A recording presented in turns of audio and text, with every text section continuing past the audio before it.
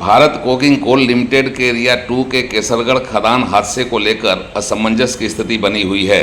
हादसा हुआ है या नहीं, घटना हुई है या अफवाह है, यह प्रकरण अभी इसी तरह की आशंकाओं में झूल रहा है। इधर गिरिडीह के सांसद चंद्र प्रकाश चौधरी केसरगढ़ हादसे में कई लोगों के मारे जाने की बात कहते हैं, अवैध उत्खनन के दौरान चाल धंसने का दावा करते हैं और कोल माफियाओं पर खान के अंदर ही फंसे लोगों को जिंदा दफन कर सबूत मिटाने का प्रयास करने का आरोप लगाते हैं। पर जिस घटना के होने का दम ठोककर सांसद दावा करते हैं, प्रशासन घटना होने से ही इनकार करता है। काफ़ी जद्दोजहद के बाद हादसे के सच को सामने लाने के लिए एनडीआरएफ की टीम अभियान में जुट गई है, लेकिन जिस तरह से रेस्क्यू का काम चल रहा है वह सुस्ती बतलाती है कि इस मामले में भारत कोकिंग कोल लिमिटेड प्रबंधन और स्थानीय प्रशासन की कोई बड़ी दिलचस्पी नहीं है। हालांकि गिरिडीह के सांसद चंद्र प्रकाश चौधरी इस मामले में बेहद चुस्त हैं और रेस्क्यू ऑपरेशन पर सुस्त रहने का आरोप लगाते हैं और यह भी कहते हैं कि पूरे मामले में लीपापोती करने की कोशिश हो रही है ताकि हादसे के सच को हमेशा हमेशा के लिए दफन कर दिया जाए। मारे गए मजदूरों की लाश के साथ ही हादसे का सच भी दफन हो जाए, यह भी कोशिश की जा रही है। सांसद स्थानीय प्रशासन को कटघरे में खड़ा करते हैं तो भारत कोकिंग कोल लिमिटेड प्रबंधन पर भी गंभीर आरोप जड़ते हैं। आरोप यह भी लगाया जा रहा है कि एनडीआरएफ की टीम को जो जरूरी संसाधन मिलने चाहिए थे, भारत कोकिंग कोल लिमिटेड प्रबंधन उसे उपलब्ध कराने के बजाय अनदेखी कर रहा है और जानबूझकर इस काम में सुस्ती दिखाई जा रही है ताकि मामले को ठंडा बस्ते में डाला जा सके। लेकिन सांसद ने यहाँ चल रहे रेस्क्यू ऑपरेशन की सुस्ती पर सवाल खड़ा करने के साथ साथ धनबाद के उपायुक्त को एक पत्र लिखकर गंभीर आरोप लगा डाले हैं। पत्र में उन्होंने कहा है कि इस मामले में जिस तरह की सुस्ती की जा रही है और संसाधन उपलब्ध कराने में ढिलाई की जा रही है वह बेहद चिंतनीय है और मानवीय संवेदनाओं से अलग हटकर यह कार्रवाई हो रही है। सांसद ने धनबाद के उपायुक्त आदित्य रंजन को लिखे पत्र में कहा है कि बीसीसीएल के एरिया 2 के केसरगढ़ जमुनिया के पास खदान धंसने से उसमें कई गरीब मजदूरों की मौत हो गई है, जिनके शवों को निकालने के लिए राहत कार्य तथा संसाधनों पर आने वाली संपूर्ण वित्तीय खर्च का वहन मेरे सांसद निधि से किया जाए। उपायुक्त को लिखे अपने पत्र में वेदना, मानवीय संवेदना एवं संविधान सम्मत अपने अधिकार की चर्चा करते हुए प्राकृतिक न्याय में गरीब, शोषित अल्पसंख्यकों के शवों के अंतिम संस्कार के लिए भारतीय संविधान के अनुच्छेद 21 में प्रदत्त अधिकारों की रक्षा हेतु सांसद निधि मद को खर्च करने के दिशा निर्देश के वैधानिक रूप से अनुपालन करते हुए सांसद ने लिखा है कि मैं आपको धनबाद जिला के उपायुक्त के रूप में तत्काल प्रभाव से उपरोक्त वर्णित धंसे खदान में निष्ठापूर्वक मानवीय संवेदनाओं तथा मानवाधिकार की रक्षा के लिए एनडीआरएफ के 33 सदस्यों के उचित संसाधनों, राहत सामग्री मुहैया कराने का निर्देश देता हूँ। इस राहत कार्य में आने वाले समस्त खर्च के भुगतान के लिए सांसद निधि मद से खर्च करने की सहमति, स्वीकृति और अनुशंसा करता हूँ।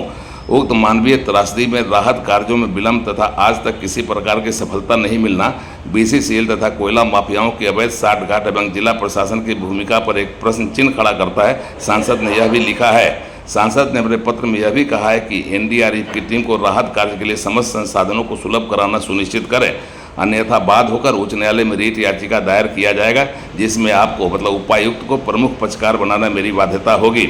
मेरा यह निर्णय मृतकों के शवों के अंतिम संस्कार के लिए जनहित में है, सांसद ने अपने पत्र में यह भी लिखा है। सांसद के इस पत्र ने संसाधनों के अभाव में चलाए जा रहे रेस्क्यू ऑपरेशन की सुस्ती पर झटका दिया है और यह बताया है कि सुस्ती के पीछे कहीं न कहीं कुछ विशेष कारण है जिसमें सबकी दिलचस्पी बनी हुई है। सांसद भारत कोकिंग कोल लिमिटेड प्रबंधन जिला प्रशासन को लपेटते हैं, प्रहार करते हैं। उड़ान लाइव से बात करते हुए सांसद ने अपना गुस्सा और आक्रोश भारत कोकिंग कोल लिमिटेड प्रबंधन पर दिखाया। इस घटनाक्रम को लेकर उड़ान लाइव के प्रबंध संपादक उनको हेल्प नहीं कर रहा है बीसीसीएल प्रबंधन। जो चीज मांग रहा है, मशीन मांग रहा है, मशीन नहीं दे रहा है, ये नहीं दे रहा, टाल मटोल कर रहा है। इसके पीछे क्या वजह हो सकती है? अब तो आप समझिए ना, मान लो मांगा है पोकलेन मशीन मांगा जो लंबा बूम वाला होता है, वो दे ही नहीं रहा है। पेलोडर दे रहा है, पेलोडर से थोड़ी कोनो गाड़ी लोड थोड़ी करना, वहाँ मिट्टी अंदर से निकालना है। जेसीबी मशीन का छोटा बूम रहता है, बड़ा बूम वाला चाहिए तो उपलब्ध नहीं करा रहा। तो आपने धनबाद डीसी को जो चिट्ठी दी है, उस चिट्ठी में क्या आपने मांग किया है उनसे?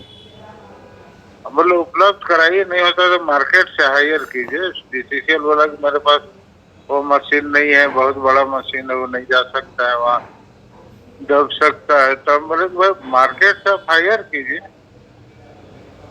तो हायर करने में, यह करने में जो खर्च लगेगा हम देख।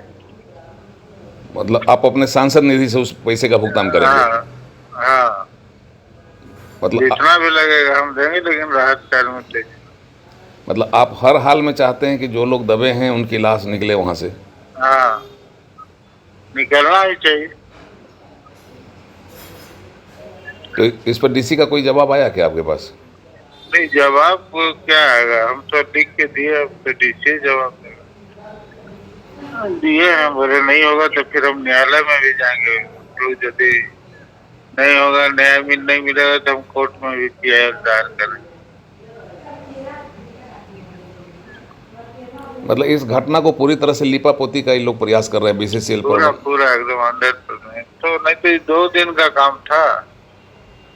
कहीं कभी इधर जा रहा है, कभी उधर जा रहा है, लोग बता रहा है, कुछ कर रहा है, कुछ सही हो रहा है।